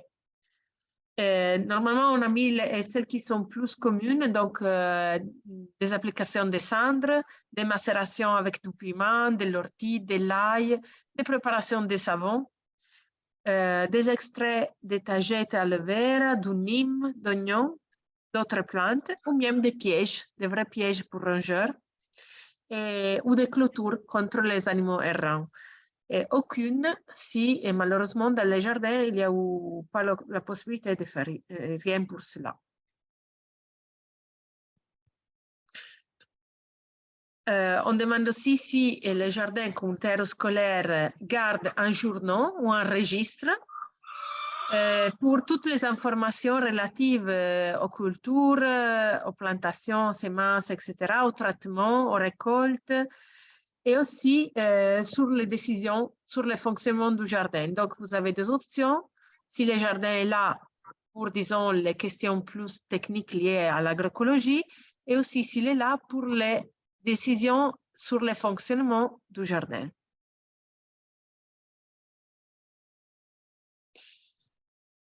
Je ne me rappelle plus, tu m'arrêtes quand tu veux. Hein? Oui, je peux la prendre. Ah, ok. Maintenant, on entre dans un chapitre du questionnaire qui regarde plutôt les objectifs et la gestion du jardin. Donc, les formats de la question changent. On a indiqué tout un tas d'options sur les objectifs potentiels du jardin qui peuvent être produire des aliments sains et bons pour les membres, ou plus de nourriture dans la qualité ou bien la quantité des aliments, ou des aliments produits pour la période de soudure, ou produire de la nourriture en cas de crise, sécheresse ou inondation, ou bien économiser de l'argent, ou générer des revenus, améliorer la santé des membres, apprendre les pratiques de jardinage durable, inciter les membres à créer leur propre jardin, ou bien faire partie d'un réseau de personnes. Alors, pour chacune de ces options, il faut indiquer les niveaux d'importance. Très important, assez important et pas important du tout. On vous demande de discuter ces objectifs avec tous les membres du jardin communautaire et dans le cas du jardin scolaire, les directeurs de l'école, les responsables, les porte-paroles. Ici, les parents des élèves aussi ont un rôle avec eux aussi. Dans la question ouverte en bas, on vous demande d'indiquer, si vous le savez, combien de ménages, dans le cas des jardins scolaires surtout, combien de ménages ont commencé à gérer leur propre jardin familier sur les modèles du jardin scolaire ou bien du jardin communautaire. Ceci, c'est un indicateur important de diffusion des activités. Ensuite, il y a une question sur la gouvernance du jardin où on vous demande d'indiquer qui sont les personnes qui prennent les décisions principales sur le jardin. Donc, dans le cas du jardin communautaire, on peut avoir un responsable, un secrétaire, ou une secrétaire, trésorier, conseiller, magasinier, président, coordinateur, coordinatrice des jardins ou autres. Dans le cas du jardin scolaire, on a vu qu'il y a surtout les directeurs, directrices, les responsables du jardin, les coordinateurs ou la coordinatrice des jardins slow food, les porte-parole des étudiants et autres options. Donc ici, on vous demande d'indiquer les prénoms et les noms, les rôles, les genres et l'âge. En confluence, pour la case du rôle, il y a un menu qui s'ouvre. Donc, vous devez cocher les rôles correspondants pour chaque personne.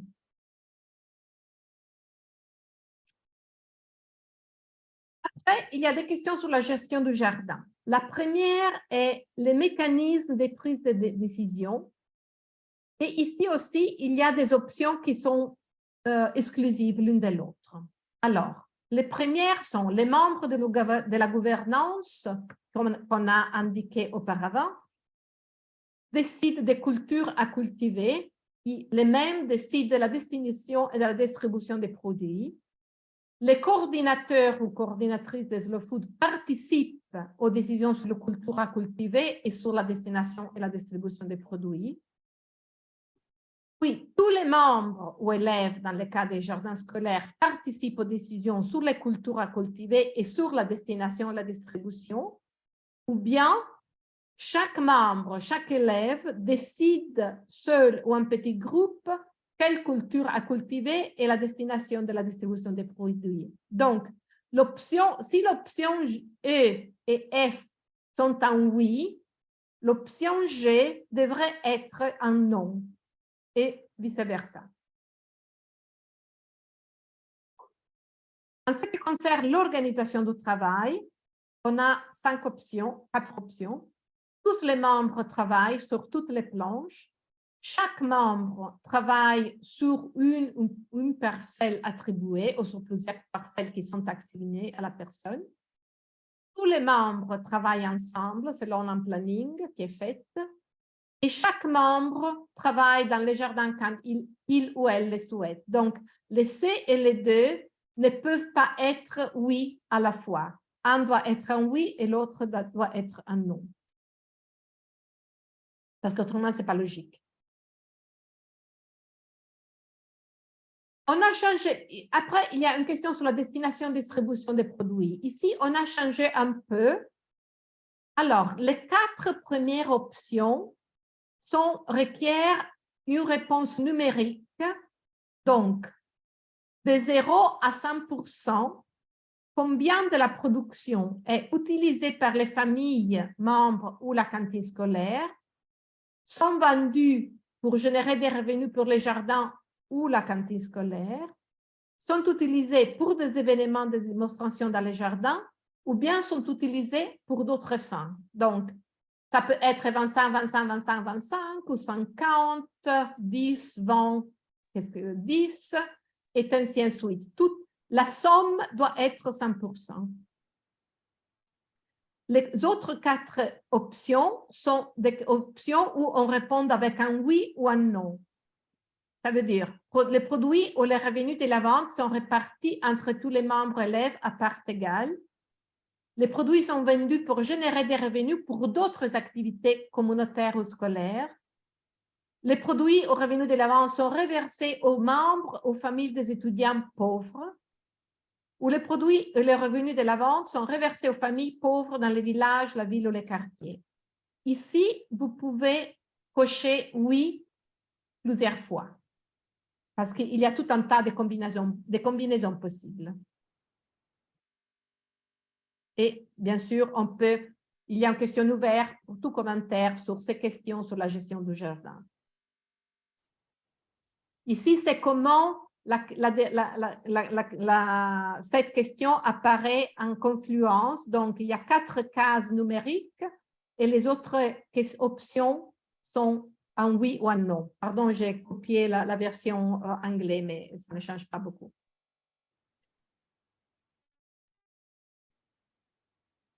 Après, on a une question sur l'événement et les matériels de formation auxquels le jardin a accès. Donc, il y a tout un tas d'options. Le jardin a accès auxquels il faut répondre oui ou non. Plusieurs oui, plusieurs non sont possibles. Le jardin a accès au matériel de formation Slow Food en papier ou en ligne. Accès au matériel de formation sur le jardinage d'autres organisations en papier ou en ligne. Les jardins utilisent régulièrement les formations Slow Food sur le jardinage ou le matériel sur le jardinage d'autres organisations. Et au cours des 12 derniers mois, Slow Food organisait des formations au jardin, organisait des événements de sensibilisation au jardin, des formations, ou d'autres organisations organisaient des formations au jardin. Et finalement, le jardin est utilisé comme une zone de formation pour le jardinage pour d'autres écoles dans le cas des jardins scolaires ou pour l'école locale dans le cas du jardin communautaire. Il y a toujours l'option autre et autre commentaire.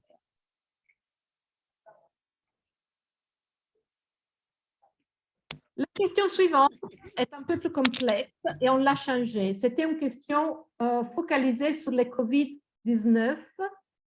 Maintenant, on l'a étendue à tout événement perturbateur du jardin, en cours ou récent, qui ça peut être. Il peut être sécheresse, inondation, épidémie ou pandémie, troubles civils ou guerre. Espérons que surtout ça ne soit pas la guerre, mais ça peut se passer dans certains pays. Et on a rajouté une autre colonne, une autre option, parce qu'ici, on vous demande de cocher la réponse appropriée. Donc, le travail des membres du jardin, la production du jardin, les revenus ou l'épargne générée, l'apprentissage ont augmenté, continué comme habitude, ont été réduits ou se sont complètement arrêtés. Donc, pour chaque option, on vous demande d'indiquer quelle est l'option qui s'est passée. On a rajouté à augmenter parce que dans certains pays, au cours des clôtures, d'empêchements de mobilisation à cause du COVID-19, le travail dans les jardins a augmenté parce que les gens avaient plus de temps pour y travailler. Donc maintenant, on a une question avec plus d'événements et avec plus d'options. Et si je peux ajouter, Tulia, en bas, vous voyez la question suivante demande vraiment de nommer c'est quel genre d'événement vous faisiez référence pour savoir. Merci. Oui, comme ici, on n'a pas, il faut indiquer dans la question ouverte suivante quel est l'événement perturbateur auquel on fait référence. Avant-dernière question, les défis du jardin. Alors ici, on a élaboré une liste des défis potentiels et on vous demande d'indiquer avec un oui, de cocher les oui, si cette option spécifique a été un défi, est un défi, et de fournir des informations supplémentaires et s'il y a une solution déjà identifiée. Les défis que nous avons pu identifier sont la dimension du jardin, la clôture du jardin, la disponibilité des semences, la disponibilité des fertilisants naturels, l'accès à l'eau et sa gestion, le contrôle des ravageurs des maladies, la disponibilité des outils et des équipements, les ressources financières pour la gestion, la gouvernance du jardin, la gestion du jardin, par exemple l'organisation du travail, la répartition de la production, la connaissance des techniques agricoles proposées par Slow Food ou bien autres défis que nous n'avons pas indiqués. Donc, au cas où un de ces défis est un vrai défi pour les jardins dans la saison agricole à laquelle on fait référence, on vous prie d'indiquer oui, et s'il y en a des informations, et s'il y a des informations autres, supplémentaires, on vous prie de les rajouter. Et il y a toujours une question ouverte, tout commentaire utile. Dernière question, c'est l'appui que les jardins aimeraient recevoir à l'avenir de la part de Slow Food. Alors ici, il faut évaluer avec tous les, dans les cas du défi aussi, il faudrait discuter avec tous les responsables, ainsi que dans le cas de l'appui qu'on veut recevoir.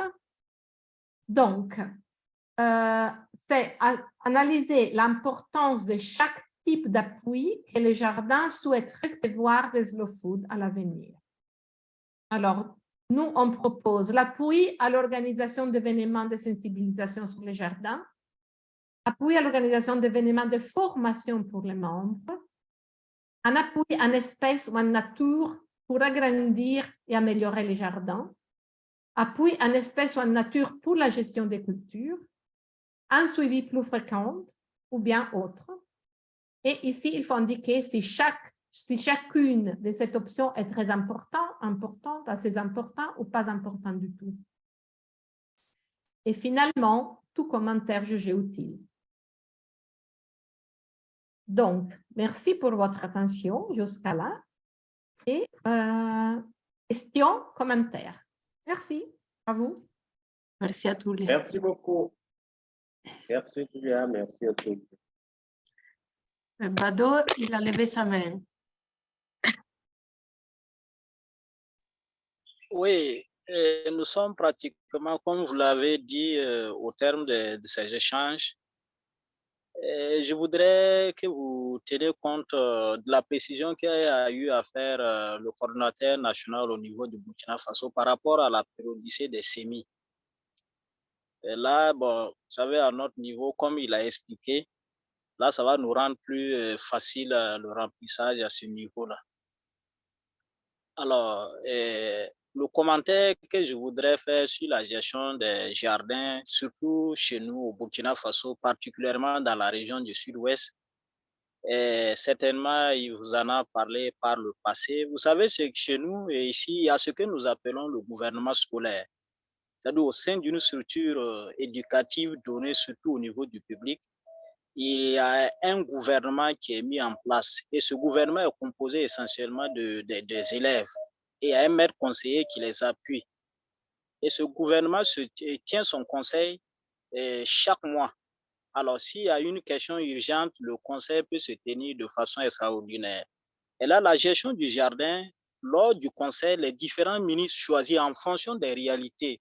Si nous avons un jardin, alors il va forcément qu'il y ait un ministre qui s'occupe de l'environnement. Et c'est ce dernier-là qui choisit à son tour des élèves au niveau des autres classes qu'on appelle, bon, permettez-moi le terme, des sous-ministres, des petits ministres en fait, qui l'accompagnent donc dans la gestion de son portefeuille. Et les décisions par rapport à la destinée des produits, de comment ils vont utiliser pour faire, c'est le gouvernement qui décide. Et lors du conseil, nous venons, nous les appuyons et nous recueillons ce dont ils ont besoin. Là, ça va permettre vraiment d'arranger le jardin. Voilà de façon à ramasser l'expérience. Donc, ça fait qu'il y a un cahier journal également qui est là, où il y a un ministre qui est chargé de l'économie. Ce dernier, toutes les sorties et les entrées du jardin, il mentionne. Maintenant, une dernière doléance que j'allais suggérer, ce cahier journal, nous voudrions, par exemple, à l'appui, il y a des images. Par exemple, pour une saison donnée comme ça, les produits, en tout cas, qui sont faits dans le jardin, on a pu avoir des images là, on colle au niveau de ce cahier journal, même si ces élèves ne sont plus au niveau de l'école, des années après, ils peuvent revenir et ça va donner l'envie à d'autres vraiment de poursuivre l'œuvre qu'ils ont déjà menée. Sur ce, je vous remercie. Très bonne journée à tout le monde.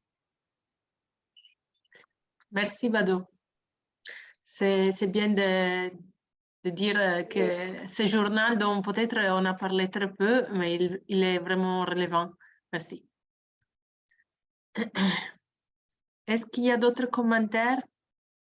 Est-ce que les changements qu'on a présentés semblent clairs aussi? Vous semble qu'ils vont simplifier votre travail? Entre autres, vous avez vu que la plateforme qui avait été fermée quelque temps, elle est à nouveau active. Donc, ceux qui sont déjà en train de l'utiliser auront déjà vu les changements qu'on a présentés, déjà en place. Et pour les autres, on vous invite bientôt, après la formation, parce que peut-être vous êtes encore, vous avez très clair dans votre tête ce qu'on vient d'expliquer. Donc, si vous avez l'opportunité de tester un formulaire dans les prochains jours pour un jardin dont vous avez déjà les informations, pourrait être un bon exercice. Irène, je me suis rendu compte maintenant qu'il manque la diapo sur la question sur les semences, sur l'origine, sur la source des semences. Pour ceux qui ne connaissent pas encore le questionnaire, il y a une question qui donne des options sur l'origine des semences et du matériel de multiplication végétative. C'est assez simple, c'est une question comme celle des techniques agroécologiques. Donc, il y a plusieurs options comme celle-là où il faut indiquer oui ou non.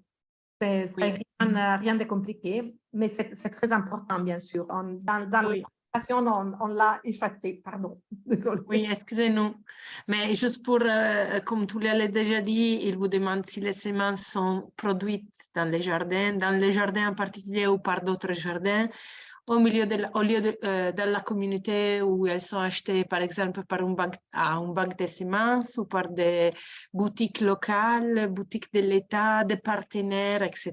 Des choses comme ça. Bon, s'il n'y a aucune question et commentaire, ça se peut que... Juste, ah oui, vas-y Jean-Marie. En tout cas, d'abord vraiment remercier l'équipe de Slow Food International qui donne cette occasion vraiment pour bien comprendre la dynamique du suivi monitorage des jardins. Et en tout cas, je dis merci vraiment aux amis qui ont pu être là. Nous avons une vingtaine de personnes qui ont pu prendre part. C'est très important. Et je crois que depuis 2010-2011 qu'on a commencé avec les jardins, effectivement, ce monitorage a manqué et ça fait qu'aujourd'hui, nous avons du mal à comprendre la situation de nos jardins. Donc, je crois que c'est une nouvelle dynamique qui est vraiment très importante, pas pour tout le monde d'intention, mais pour nous-mêmes, nos pays, de sorte à ce que nos jardins puissent être bien appréciés, bien vus, et que nous puissions utiliser ces jardins-là même pour pouvoir défendre beaucoup de choses et mobiliser des partenaires locaux. Donc, c'est vraiment important. C'est vrai que dès un premier moment, les remplissages peuvent s'avérer un peu volumineux, mais dès qu'on prend l'habitude de remplir, on se rendra compte que ça devient très léger, surtout que c'est des oui et non qu'on doit accrocher. Et nous-mêmes, ça va nous donner même une typologie de notre jardin. Voilà. Quand on suit vraiment les questions qui sont posées, ça veut dire que si on arrive à ressortir tout ça, nous allons maintenant comprendre quel est le jardin slow food par rapport aux autres jardins que nous avons l'habitude de connaître. Ça, c'est très important parce que je dis toujours qu'il faut qu'on sente un plus par rapport à ce que nous faisons comme jardin et les autres jardins que nous voyons. Donc, le fait de parcourir ces questionnaires-là nous permet déjà de nous rendre compte de qu'est-ce que nous devons faire comme travail dans notre jardin slow food pour vraiment le particulariser et permettre vraiment d'être vraiment représentatif de notre réseau et surtout de véhiculer le message du bon, propre et juste que nous sommes dans le combat tous les jours. Et ça, c'est très important.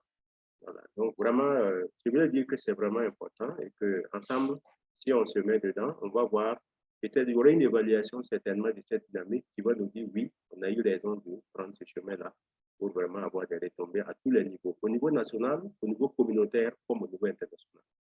Merci bien. Merci Jean-Marie. Merci Erikiana. Merci à tous. Il y en a plusieurs qui ont suivi seulement une partie de cette formation pour différentes raisons, aussi des problématiques de connexion, mais on est un beau groupe, je trouve, qui représente beaucoup de pays et je suis sûre que le partage, quand on aura la présentation, et on va ajouter ce qui a été échangé aujourd'hui, et l'enregistrement va encore rejoindre plus de personnes. Mais merci à vous que vous avez participé parce que vos contributions font la différence. Aussi, vos commentaires nous aident beaucoup à mieux cibler soit le remplissage, soit aussi les formations qu'on fait à d'autres. Parce que dans 2 jours, on va faire la même formation au réseau anglophone. Et le partage d'aujourd'hui va nous servir beaucoup pour améliorer aussi la formation. Donc, merci vraiment et félicitations pour votre travail. Merci bien, patronne.